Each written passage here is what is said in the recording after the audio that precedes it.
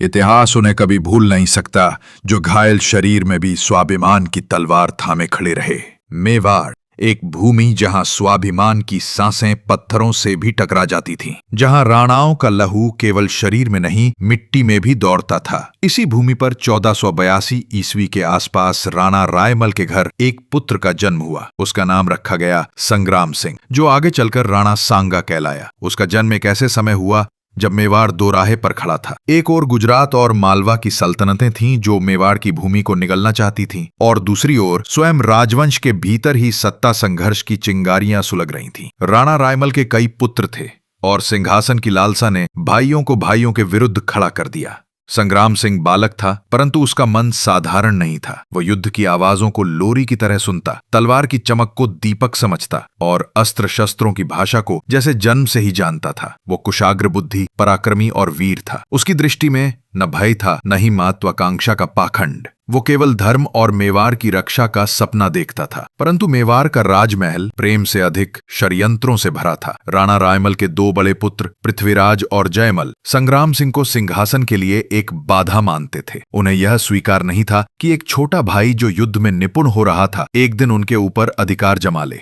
एक दिन जब संग्राम सिंह एक युद्ध अभ्यास के दौरान अकेला था, जयमल के भेजे सैनिकों ने उस पर पीछे से हमला किया। उसकी एक आंख में बर्छा घुसा दिया गया, एक हाथ पर तलवार से वार किया गया और उसे मृत समझकर वहां छोड़ दिया गया। परंतु भाग्य को कुछ और मंजूर था। गांव के कुछ चरवाहों ने उसे घायल अवस्था में पाया और गुप्त रूप से महल के वफादार सैनिकों तक पहुंचाया।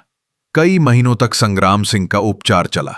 उसकी एक आंख सदा के लिए चली गई, एक हाथ पूरी तरह से कट गया और शरीर पर कई गहरे घाव रह गए। पर जो बचा वो था उसका स्वाभिमान। ये स्वाभिमान ही था जिसने उसे मरने नहीं दिया। एक दिन उसने शपथ ली, अब मेरा जीवन केवल मेवाड़ के लिए है। जो मेरा रक्त बहाना चाहता था, अब मैं उस रक्त से मेवाड़ की धरती को सींचूंगा। राणा रायमल को जब इस विश्वासघात की भनक लगी तो उसने पृथ्वीराज और जयमल को राज्य से निष्कासित कर दिया। लेकिन इससे मेवाड़ की समस्याएं समाप्त नहीं हुई। अब उसे एक ऐसे उत्तराधिकारी की आवश्यकता थी जो घायल शरीर के बावजूद दृढ़ता, साहस और न्याय से शासन कर सके। यही वो क्षण था जब राणा रायमल ने अपने घायल पुत्र संग्राम सिंह को उत्तराधिकारी घोषित कर दिया। यह निर्णय केवल एक पिता का नहीं बल्कि एक राजा का भी था, जिसने मेवाड़ को उसकी आत्मा सौंप दी थी। युवराज बनते ही राणा सांगा ने राजनीति और युद्ध कला में और अधिक गहराई से अभ्यास प्रारंभ किया। उन्होंने न केवल सेनाओं का पुनर्गठन किया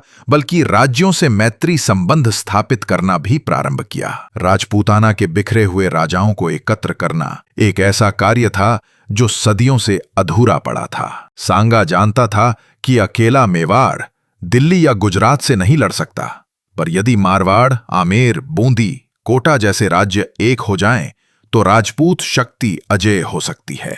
उसने पत्र लिखे, दूत भेजे और अपने शौर्य से राजाओं का विश्वास जीता। कई वर्षों तक वो केवल तैयारियां करता रहा, जैसे कोई तूफान आने से पहले समुद्र गहराइयों में सन्नाटा ओढ़ लेता है। इसी बीच मालवा के सुल्तान ने मेवाड़ की सीमा में घुसपैठ की। राणा सांगा ने इस चुनौती को अवसर में बदला। उन्होंने अपनी सीमित सेना के साथ सुल्तान की विशाल सेना का सामना किया और युद्ध में ऐसी रणनीति अपनाई कि शत्रु को पराजय का स्वाद चखना पड़ा। ये उनकी पहली बड़ी विजय थी, जिसने राजस्थान के लोगों में ये विश्वास भर दिया कि अब एक वीर नेता उत्पन्न हुआ है। इस विजय के बाद राणा सांगा को केवल मेवाड़ का ही नहीं, संपूर्ण राजपूताना का नेता मान लिया गया। वो अब केवल एक राजा नहीं, एक विचार बन चुका था, राजपूती अस्मिता का प्रतीक। परंतु वो जानता था कि असली युद्ध अभी बाकी है। दिल्ली का सुल्तान, गुजरात की सल्तनत और मांडू के पठान अभी भी एकजुट थे। उन्होंने ये तय कर लिया कि राणा सांगा को रोकना ही होगा। अब एक नया अध्याय शुरू होने वाला था, जिसमें केवल तलवारें नहीं बल्कि रणनीति, विश्वासघात और आत्म बलिदान का खेल भी शामिल था।